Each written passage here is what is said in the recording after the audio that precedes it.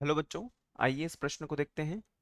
एक कार्बनिक यौगिक में 66% कार्बन तथा 13.3% हाइड्रोजन है। इसका वाष्प घनत्व जो दिया हुआ है वो है 37 और यौगिक के लिए सभी प्रकार के संभव समावयवियों की संख्या है। विकल्प दिए गए हैं ए 6, बी 7, सी 5 और अंत में डी 8। सबसे पहले हम बात करते हैं प्रश्न से संबंधित मुख्य अवधारणा के विषय में। मुख्य अवधारणा जो कि संबंधित होगी समावयवता से,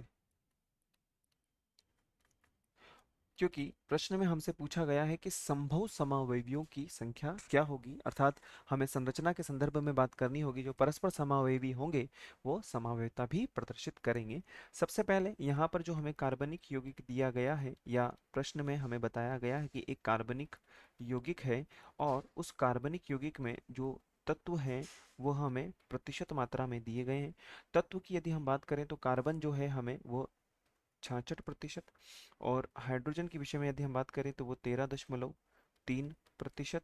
और यदि हम बात करें ऑक्सीजन के संदर्भ में तो ऑक्सीजन जो होगा वो पूरी तरीके से 100% होता है, तो 100 में से हम इसको घटा देते हैं 66 और 13.3 जो कि लगभग लगभग आएगा हमारे पास में 20.7%, है ना। अब हम बात करते हैं कि यहाँ पर जो मोल आएंगे किसके, कार्बन के, हाइड्रोजन के और ऑक्सीजन के, तो उनके संदर्भ में हम बात कर लेते हैं। तो कार्बन की मोल संख्या क्या होगी और हाइड्रोजन की मोल संख्या क्या होगी और ऑक्सीजन की मोल संख्या क्या होगी उसके विषय में हम बात करते हैं। तो किस प्रकार से हम इसको निकालेंगे, यदि हम बात करें तो हमें दिया गया है कार्बन कितना है, 66 है। तो 66 बटा जो है कार्बन 12। और हाइड्रोजन के विषय में यदि हम बात करें तो ये हमें दिया हुआ है 13.3 और हाइड्रोजन की यदि हम बात करें तो वो एक होगा। और ऑक्सीजन की यदि हम बात करें तो वो दिया हुआ है हमारे को 20 क्योंकि अभी हम लोगों ने निकाला है, जो कि लगभग लगभग होगा हमारे पास में 12 का 12 की टेबल की यदि हम बात करें, 12 की पहाड़े की, 12×5 = 60, जो 6 बचेंगे, फिर से 5 के लगभग लगभग आएगा ये हमारे पास। और यदि एक भाग हम लगाएंगे तो ये 13.3 ही होगा। और ये लगभग लगभग की अगर हम बात करते हैं तो ये हो जाएगा हमारे पास में 1.29 के बराबर।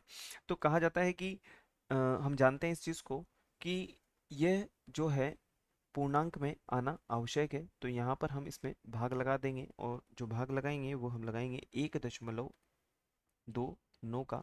तो ये जो होगा हमारे पास में लगभग बराबर में होगा और ये आ जाएगा 4 के बराबर। ये हमारे पास में लगभग बराबर में होगा 10 के बराबर और ये लगभग लगभग बराबर ही होगा हमारे पास में 1 के लगभग। तो इस प्रकार से हमारे पास में यहाँ पर जो मोल हैं वो निकल करके आ चुके हैं। तो हम इस पे मूलानुपाती सूत्र बना सकते हैं। तो क्या होगा, मूलानुपाती सूत्र जो होगा हमारे पास में वो किस प्रकार से होगा। तो कार्बन की यदि हम बात करें तो कार्बन के 4 हैं। और यदि हम बात करें हाइड्रोजन के विषय में तो हाइड्रोजन 10 है। और ऑक्सीजन के विषय में बात करें तो ऑक्सीजन 1 हो जाएगा। अब हम बात करते हैं यहाँ पर अणुसूत्र के विषय में। तो अणुसूत्र को निकालने के लिए हम बात करेंगे अब अणुसूत्र। और अणुसूत्र किस तरीके से निकाला जाता है, अणुसूत्र में हमें यहाँ पर मूलानुपाती सूत्र लिखना है और मूलानुपाती सूत्र के कोष्टक में हम लोगों को एन लगा देना है, मूलानुपाती सूत्र। और यहाँ पर हम एन लगा देंगे और मूलानुपाती सूत्र हमारे पास में C4H10O है। और यहाँ पर हम इस प्रकार से इसको प्रदर्शित कर देंगे।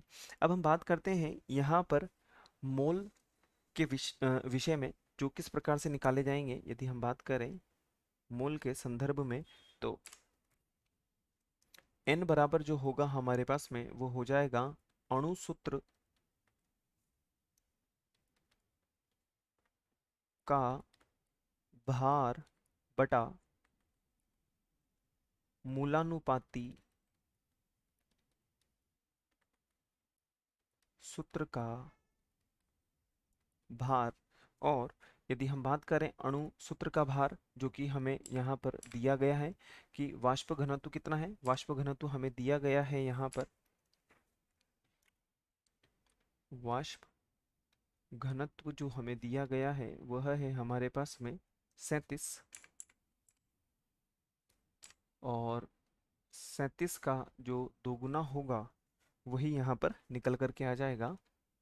7 × 2 = 14, 4 और 7 × 3 × 2 = 6 और एक 7 हो जाएगा हमारे पास, अर्थात 74 हो जाएगा इसका अणुसूत्र। और यदि हम बात करें मूलानुपाती सूत्र का जो भार होता है वो किस प्रकार से निकाला जाता है, कार्बन की यदि हम बात करें तो कार्बन के 4 परमाणु हैं, और 12 को हम जो है 4 से गुणा करेंगे तो 1 12 12 2 12 24 3 12 36 4 12 48 हो जाएगा। प्लस हम बात करें हाइड्रोजन के विषय में तो हाइड्रोजन के 10 हैं, और एक से इसको गुणा करेंगे तो 10 ही आएगा। ऑक्सीजन की यदि हम बात करें तो एक है जो कि 16 के लगभग लगभग होगा। 74 बटे ये 8 9 10, ये 74 ही आएगा, अर्थात यहाँ पर यदि हम बात करें तो इसको काटेंगे तो ये एक के लगभग लगभग होगा। अर्थात हमारे पास में जो अणुसूत्र होगा वह हो जाएगा फिर से C4H10 और O के बराबर हो जाएगा। अब हम बात करते हैं यहाँ पर हमारे पास में अणुसूत्र भी आ चुका है और हमारे पास में मूलानुपाती सूत्र भी आ चुका है। तो अब हम इसे किस प्रकार से समवेता को प्रदर्शित करेंगे, तो 4 कार्बन है और हाइड्रोजन की जो संख्या है वह हमारे पास में 10 है, और साथ ही साथ एक ऑक्सीजन है। तो हम यहाँ पे देख सकते हैं कि अल्कोहल भी बनेंगे और ईथर भी बनेगा। तो वो किस प्रकार से प्रदर्शित करेंगे, जो पहली संरचना होगी वो हो जाएगी हमारे पास में CH3 CH2 CH2 CH2 OH, 4 carbon हो चुके हैं, 3 4 5 6 7 8 9 और एक 10 हो गया है। दूसरे नंबर की संरचना के विषय में यदि हम बात करें तो वो किस प्रकार से प्रदर्शित करेंगे, CH3 CH2 CH, और यहाँ पर हम OH को इस प्रकार से प्रदर्शित कर देंगे, और यहाँ पर हम CH3 1 2 3 4 4 कार्बन हो चुके हैं, 3 4 5 6 7 8 9 10, 10 हाइड्रोजन और एक ऑक्सीजन पहले से ही यहाँ पर उपस्थित है। तीसरे नंबर की संरचना के विषय में यदि हम बात करें तो वो हो जाएगी हमारे पास में CH3 CH,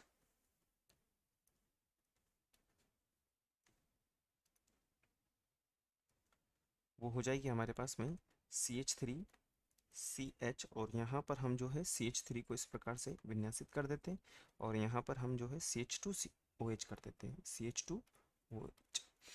1 2 3 4 5 6 7 8 9 10 और 1 2 3 जो है 1 2 3 और 1 4 हमारे पास में कार्बन हो चुके हैं। अब हम बात करते हैं एक और संरचना किस प्रकार से निरूपित की जाएगी, तो अन्य संरचना के विषय में बात करते हैं। जो चौथे नंबर की संरचना होगी वो हम किस प्रकार से CH3 C CH3 CH3 और यहाँ पर OH, इस प्रकार से हम ये हमारे पास में अल्कोहल से संबंधित संरचनाएं संपूर्ण हो चुकी है। अब जो संरचनाएं होंगी वो हमारे पास में ईथर से संबंधित होगी।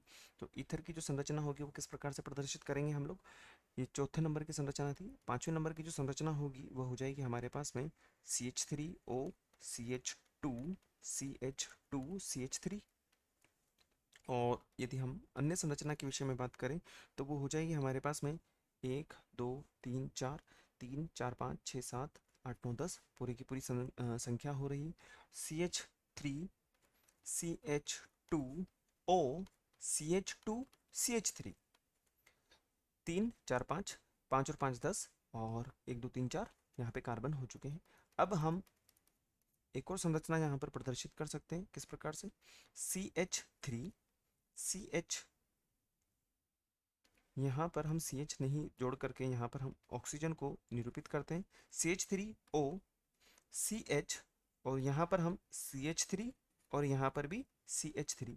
तो 1 2 3 और एक 4 संयोजकता पूर्ण हो रही है। 3 3 6 7 8 9 10, 10 हाइड्रोजन हो चुके हैं, एक ऑक्सीजन हो चुका है और 4 कार्बन हो चुके हैं, 1 2 3 और एक 4। तो इस प्रकार हमारे पास में जो पूरी संरचनाएं बनी हैं 1 2 3 4 5 6 7, 7 संरचनाएं हैं। अब हम बात करते हैं पुनः विकल्प के विषय में। तो विकल्प ए हमें दिया हुआ है 6, जो कि नहीं होगा। विकल्प बी दिया है जो कि पूर्णतः इसकी अनुपालना कर रहा है, बी हमारा सही होगा। सी नहीं होगा, डी भी नहीं होगा। तो हम लिख सकते हैं यहाँ पर कि विकल्प बी हमारा वांछित उत्तर होगा। आशा है आप इसे अच्छी तरह समझ गए होंगे। धन्यवाद।